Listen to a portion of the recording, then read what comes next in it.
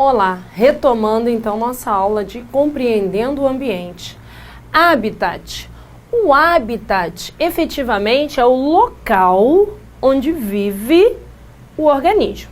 Então, nesse ambiente, nós teremos os fatores físicos que vão determinar a permanência ou não. Nesse ambiente, nós temos os fatores químicos que vão determinar a permanência ou não desse indivíduo. Então, o habitat é só o local. Então, eu tenho aqui, o urso polar vive na região ártica, um ambiente frio. Ele vive e ponto. Isso significa o habitat. Eu não estou considerando mais nada, nada mais, só que ele vive ali. Habitat, nós podemos colocar, para compreender melhor em biologia, é como se fosse o endereço. O endereço. Exemplo, eu moro numa rua que tem um número. Então você vai até aquela rua, te dou o número onde eu moro, você chegou lá. Ah, é aqui onde a professora Simone mora. E acabou. Se é casa, se é apartamento ou qualquer outra unidade de moradia, não importa. O que importa é que é naquela rua e naquele número. Ou naquela estrada e naquele número. Ou seja, o local onde mora. Outro exemplo. O panda vermelho mora nas montanhas do Nepal. Ficou até mais amplo, né? Nas montanhas. E o caso, né, desses mamíferos aí, que eles moram no deserto da Arábia. Até porque eles têm a possibilidade de morar ali, porque todos eles são adaptados. Percebemos que o urso polar, ele tem um peso, ele tem capa de gordura que mantém ele aquecido. Por isso ele consegue ficar naquele endereço. O caso da raposa, como ela está na montanha, já tem mais vegetação, então ela tem garras, as garras facilitam ela na subida dessas montanhas, na subida de árvores. Então ela mora ali, ela está adaptada àquele ambiente. Nesse caso aqui é bem interessante, porque eles têm a capacidade de ingerir muitos litros de água, mas muitos mesmo. Eles têm um estômago que é muito desenvolvido, uma bolsa muito grande. E aí, esse estômago bem desenvolvido, ele armazena essa água e eles atravessam o deserto sem maiores dificuldades com a desidratação, por conta deles terem a capacidade de conduzir essa água dentro deles e estão adaptados aonde eles moram. Habitat é o local onde mora. Ponto. Mas o ser humano acaba, né? Nós acabamos que intervimos muito nos ecossistemas, intervimos muito com os seres vivos. Muito. E aí eu trouxe pra gente um exemplo que eu achei interessante, porque assim, quando... habitat é o endereço. Pô, mas fica tão vago, né? Endereço. Tá, vamos lá. Habitat vai ser o endereço que geralmente está relacionado ao ambiente natural. Mas você pode também manipular, você pode também definir o habitat de uma espécie. Como? A colmeia. Ai, dá até agonia, né? Essa colmeia toda encostada, já dá a sensação até que as abelhas... Aqui não é 4D que as abelhas vão vir me atacar, 3D, sei lá, mas realmente dá uma angústia. Mas a colmeia, no ambiente natural, eu tô vendo o quê? Ela tá presa ao quê? Ao tronco de árvores. Tá bem no alto, porque as abelhas preferem montar a sua colmeia no alto, porque fica o quê? Mais segura dos predadores. Não que tenha predadores de abelhas, mas nós temos os seres vivos que querem se aproveitar dos produtos da colmeia. Que produtos são esses? O mel, o própolis, a geleia real, porque são ricos em carboidratos, em proteínas, tem ação anti-inflamatória, ação antialérgica, várias situações que já foi comprovado cientificamente e os seres vivos já sabiam disso, porque eles fazem uso em larga escala. Então o habitat dessas abelhas é a colmeia. E essa colmeia, eles geralmente, né, constroem ela no alto das árvores. Nós que fomos nos apropriar de todos esses materiais que nos agradam ao paladar, nos agradam a sua usabilidade, que é para ação antialérgica, anti-inflamatória. Então, nós fizemos hábitats artificiais. Então, aqui, cada caixa, vocês podem visualizar, eu trouxe esse slide que eu acho que dá para perceber bem. Cada caixa, aí tem outra aqui, ó, essas, todas essas, lá embaixo, tá vendo? Bem ao longe. Cada unidade dessa, cada caixa dessa representa uma colmeia. Só que é uma colmeia o quê? Uma colmeia artificial. As abelhas vivem ali? Sim. Eu posso considerar como habitat, mesmo sendo artificial? Sim, é o local que elas vivem. Habitat é o local onde vive. Só que nesse caso, o ser humano está intervindo. Ele criou a colmeia artificialmente. Claro que ele fez o quê? Tentou utilizar situações, elementos que fossem mais semelhantes à própria colmeia, senão as abelhas não reconheceriam e elas poderiam fugir, elas poderiam se dispersar, que seria o termo mais interessante. Qual é o primeiro elemento, falando em colmeia? A abelha rainha.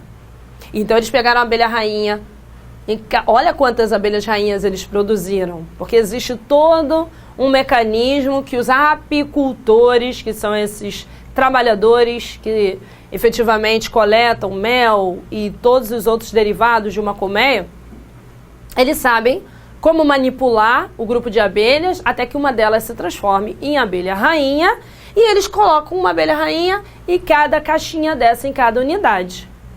Por mais que eu tenha um endereço artificial, não é o natural da colmeia, elas têm que interagir com o ambiente, porque elas têm que ir até a flor, coletar o néctar, para efetivamente elas conseguirem o mel, elas conseguirem o pólen, né?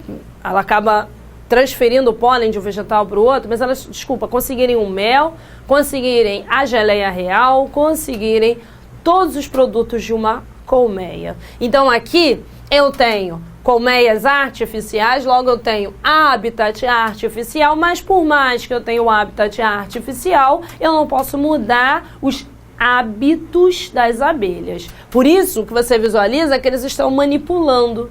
Eles tiram, né, a tampa de tempo em tempo para que essas abelhas possam, né, se dispersar, aquelas que são responsáveis por isso, vão até a flor, coletam o néctar, acabam se sujando de pólen. Quando chega em outra flor, coleta novamente o néctar, também se suja de pólen, auxiliam na polinização, e ao retornar na colmeia artificial, ela vai produzir os seus elementos, mel, própolis e tudo mais. Então, habitat é o endereço. Pode ser natural, mas por conta da nossa intervenção, existem habitat artificial. Ah, mas eu não consigo compreender qual seria outro exemplo de habitat artificial. Um outro exemplo de habitat artificial seria aquela planta, no jarro de planta. Por que isso seria um habitat artificial? Porque você tirou ela do ambiente e colocou no jarro. Ali você oferta água para ela, então você já está definindo a quantidade de água que ela recebe. Ela não vai estar tão exposta aos predadores que ela estaria, porque você que está movimentando ela. Mobilidade, porque o vegetal não tem essa capacidade de se movimentar. E aí você colocou no jarro, botou aqui, botou ali. Então, um jarro de planta seria um outro exemplo de habitat artificial. Outro exemplo de habitat artificial, o aquário. Quando você pega um recipiente, enche de água e vários tipos de seres vivos ali passou a ser o habitat desses seres vivos. O aquário passou a ser o habitat desses seres vivos. Mas é um habitat natural? Não, é o habitat artificial, ok? Nicho ecológico. Então nós vimos o quê? No caso das abelhas, quando elas coletam o néctar nas flores, elas se sujam de pólen. Ela vai até uma outra flor coletar o néctar, se suja novamente de pólen. Aí vai numa outra florzinha, elas transportam o pólen. Lembrando, pólen é a célula sexual masculina. Então, quando elas transferem esse pólen, essa célula sexual masculina, ele se encontra com a célula sexual feminina dentro das flores, que é o óvulo. E aí, auxilia na reprodução das flores. É um dos mecanismos utilizados pelas flores para se reproduzir. Por isso que elas têm cores vibrantes, um cheiro agradável, que é para atrair efetivamente esses insetos, que é o caso da abelha, para atrair aves, que é o caso do beija-flor, para atrair mamíferos, como alguns morcegos que se alimentam de flores. Então elas têm esse atrativo para que a célula sexual masculina dela seja transferida. Então, em relação às abelhas, que é o que nós vimos anteriormente, o habitat natural e artificial, a ação da abelha, desse beija-flor, desse morcego, eles atuam na polinização, auxiliam na reprodução dos muitos vegetais, não de todos. Porque quando estivermos na aula de reprodução de vegetais, estaremos percebendo que existem várias possibilidades dos vegetais se reproduzirem. Esse é um dos tipos de mecanismos de reprodução. E aí, eu tenho a savana. Vamos à savana. Então, nós temos a savana. A savana é um ecossistema, porque eu tenho os fatores bióticos, ainda tem aqui os vegetais, e os fatores abióticos, a temperatura, a luminosidade, a carência de água, porque a carência de água também é um fator que determina a possibilidade desses seres vivos aqui. E eu coloquei esses exemplos aqui propositalmente. Por quê? Porque nicho ecológico, ele define o quê? A função do ser vivo no seu habitat. Isso. A função do ser vivo no seu habitat. Não vimos que habitat é o endereço? Qual é o endereço do leão, da hiena, das zebras, da girafa? A savana. É seu habitat. Mas quando eles estão lá, eles interagem. Então, o que seria um nicho ecológico? Eu reconhecer qual é o habitat desses seres vivos. O habitat deles é uma savana. Nós vimos que o habitat na lâmina anterior do urso polar, né? Naquele ambiente bem frio, nos polos. Ok, então eu já identifiquei o habitat. E a ação desses seres vivos? O leão, ele precisa se reproduzir, assim como a hiena, assim como a zebra, a girafa, os vegetais e qualquer outra espécie que estiver ali. Então, no nicho ecológico, eu considero o habitat, a possibilidade de reprodução e o que esse ser vivo vai fazer nesse habitat para a sua sobrevivência. O leão, ele é o grande quê? Predador. Ele vai lá, ele caça, aí vocês vão comentar: ah, professora, mas quem caça é a leoa. Mas tem um período que ela trata dos filhotes. E nesse período que ela está tratando dos filhotes, ele vai ter que caçar, ok? Então, é recorrente, é comum que seja a leoa relacionada à caça, responsável pela caça? Sim, mas quando ela está cuidando dos filhotes, muitas vezes, não todas as vezes, tem leões que mesmo cuidando dos filhotes vão à caça. Mas quando ela está cuidando dos filhotes, muitas vezes os leões vão lá e caçam. Até porque, não necessariamente que ele cace para elas, mas ela está cuidando do filhote, ela se afasta um pouco do bando e ele vai ter que se alimentar. Então, o leão é predador, a girafa e a zebra, elas são herbívoros. Nós estamos bem percebendo que elas estão se alimentando de vegetais. Mas eu coloquei a girafa e a zebra exatamente nessa imagem de propósito. Por quê? Olha a girafa comendo o que está no topo das árvores e a zebra comendo a pastagem, o que está rasteiro. Então, não que a zebra, ó, eu apontando para a girafa e falei zebra, não que a girafa não possa comer a vegetação rasteira, mas é mais cômodo para ela, é mais agradável, ela não faz tanto esforço se ela se alimentar das folhas do topo das árvores. Assim como é muito difícil a zebra ficar se esticando para atingir, olha a altura. Só a altura dessa girafa, a zebra já era para ela, né? Então para zebra atingir ou alcançar essas folhas do topo das árvores é muito complicado, talvez impossível. Então eu tenho 2 casos de herbívoro que não estão competindo, cada um fazendo da sua alimentação o uso dos vegetais, mas que se encontram em estratos diferentes. Beleza. E a hiena entrou aqui nessa história por quê? A hiena, toda vez que os predadores abatem algum animal, não necessariamente só o leão, a leoa e outros predadores desse ambiente, eu tenho restos. Por mais que ele dilacere essa caça, ficam restos nos ossos. Então, esses restos nos ossos, a hiena vai lá e se alimenta, o grupo de hiena. Isso acontece, isso é porque eu estou sinalizando o quê? A savana. Mas no centro urbano, às vezes até em ambiente não tão urbano, um pouco rural, tem uma ave que nós percebemos que faz um trabalho semelhante ao da hiena, o urubu. Quando você joga lixo, que geralmente tem resto de carne, ovos podres, o urubu vai lá e come toda essa matéria orgânica que está presente no lixão. Ou animais que morrem no ambiente, o urubu vai lá também e se alimenta. Ele abateu? Ele matou esse animal para se alimentar? Não, então ele não é um predador. Ele se alimenta dos restos, ok? Então eu tenho, retomando o conceito de nicho ecológico, o que eu tenho que considerar? Tem alguns livros que as pessoas leem o seguinte: habitat é o endereço onde ele vive. Nicho ecológico é a profissão, é como ele atua nesse ambiente. Isso é para facilitar. Só que quando eu considero nicho completamente, eu também tenho que considerar o habitat dele. Mas geralmente coloco esses 2 termos para facilitar a compreensão. Então aqui no nicho, eu considero primeiro que eles fazem parte desse habitat.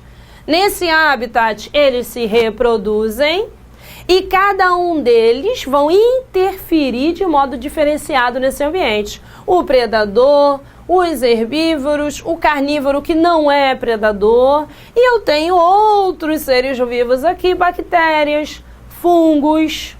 Nós vimos o exemplo da abelha, que quando ela busca o néctar, ela poliniza.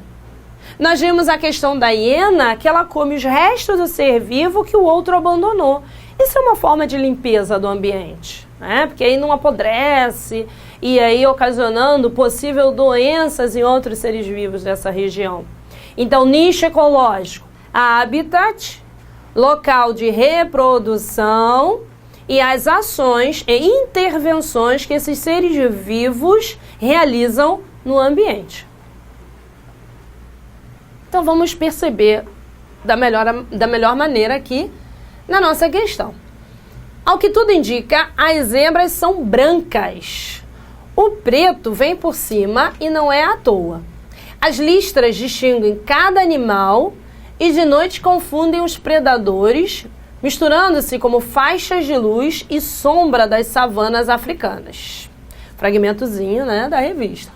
A importância do padrão listrado das zebras está, assim, associado.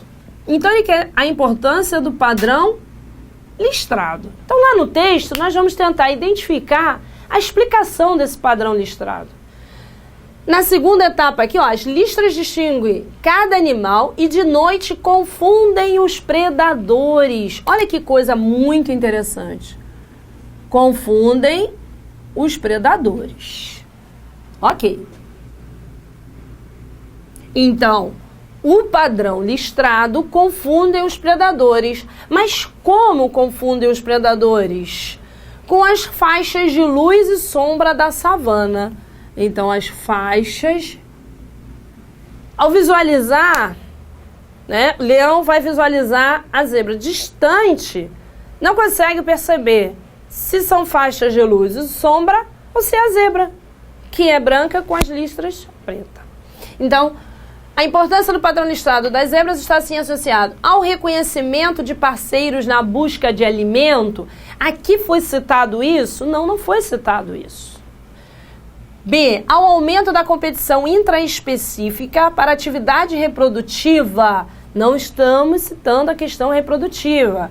Sim, a confundir os predadores. C. Alta taxa de crescimento populacional por impedir a seleção natural. Seleção natural é aquela ação do ambiente em que os mais aptos sobrevivem e os menos aptos não. Dessa forma, não terão descendente. Não é esse mecanismo que está sendo citado na questão. D. Adaptação das populações em função dos habitats noturnos da savana. Essa é a nossa resposta.